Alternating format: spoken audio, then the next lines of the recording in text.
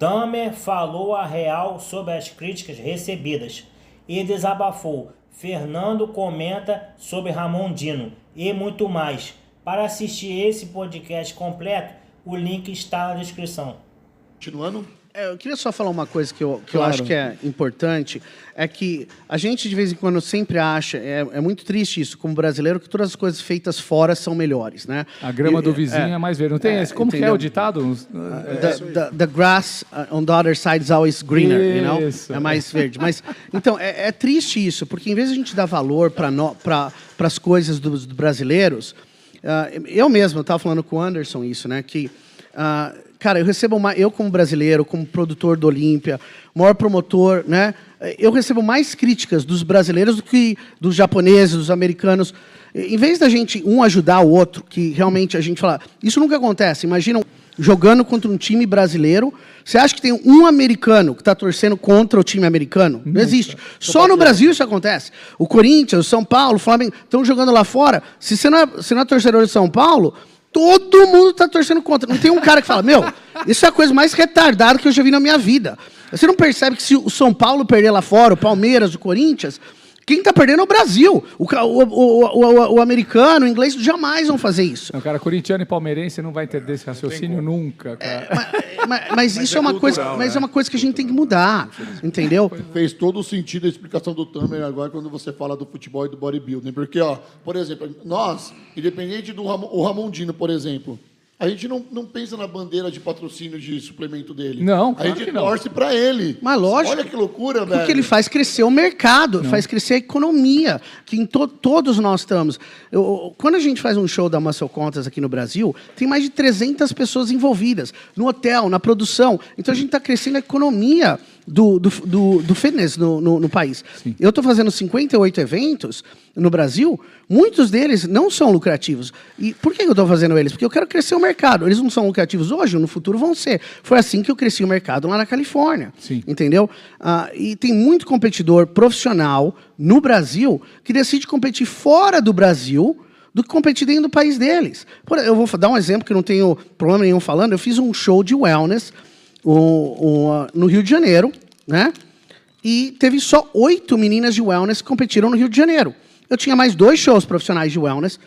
Eu falei para o meu time, falei, eles querem competir lá fora? Não tem problema. Vamos cancelar os shows de wellness, né?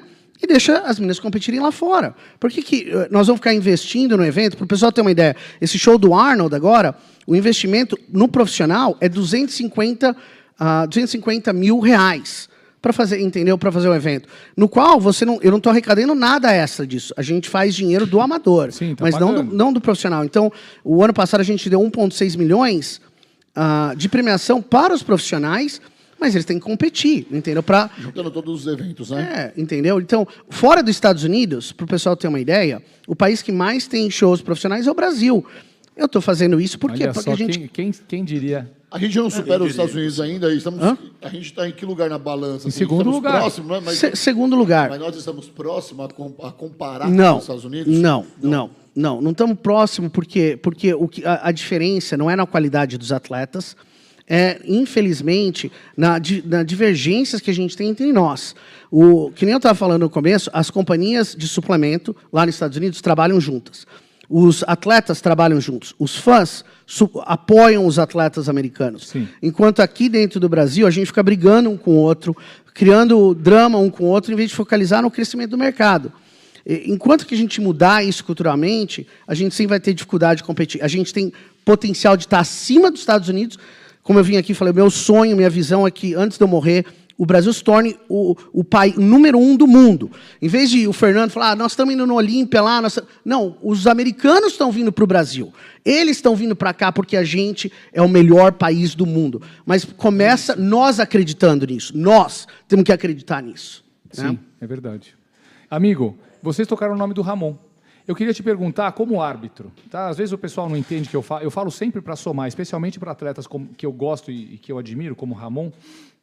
E eu falo isso desde o começo, antes de conhecer o Ramon. Não adianta o cara ter o Procard e não saber se comportar como profissional. Não é o caso dele, tá? Estou falando geral. Então, assim, você falou que você dá sempre feedback para os atletas, o que aconteceu, o que não aconteceu e tal.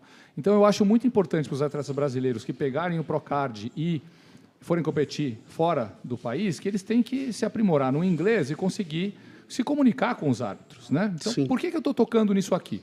Porque nesse último Arnold, que o Ramon venceu, eu percebi o segundo, terceiro e o quarto lugar ali, fazendo tudo que ele não fez fora do palco. Os caras estavam lá na Expo, estavam ali no show, na beca, aquele URSS, né? Ele estava extremamente bem vestido ali, socializando com os árbitros e tal. Então, eles já sabem que no físico eles não catam o Ramon. Então, eles estão fazendo todo o resto, todo esse trabalho social representativo do esporte, eles estão fazendo.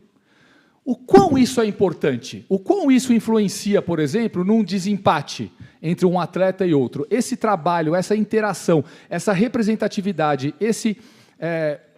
essa coisa do cara ser um embaixador do esporte, isso influencia também na hora do cara ser um Arnold Classic Champion ou um Olympia Champion? Por que eu estou te perguntando isso? Primeiro, para você educar, né, quem está pleiteando isso.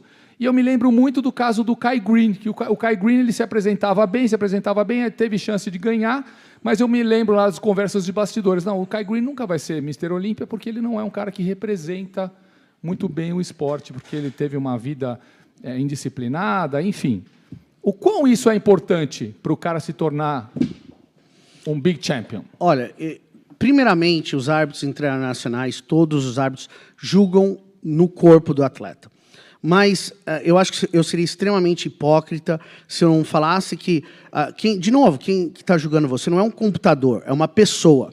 E o seu subconsciente também está julgando, entendeu? Então, se vocês dois têm um corpo praticamente idêntico, daria para dar para um para o outro, no seu subconsciente, não é nem o árbitro querendo falar, você quer que a pessoa que vai divulgar o esporte, crescer o esporte mais, ganhe. Depois do corpo, né? Aí eu acho que no exemplo que você deu, por exemplo, o Kai Greene e o Phil eram muito comparáveis. Dava para você justificar um ganhando, dava para você justificar naquele nível, assim, é um fio. Subconscientemente, o árbitro tem a tendência, sem ele pensar, de querer dar para o cara que é um representante melhor. Isso é óbvio. Isso acontece em qualquer esporte no qual existe um julgamento da pessoa. No boxe é a mesma coisa, no UFC é a mesma coisa. Você quer as melhores pessoas representando o esporte depois que você fez uma avaliação da luta ou do físico da competição em todos os lugares, né?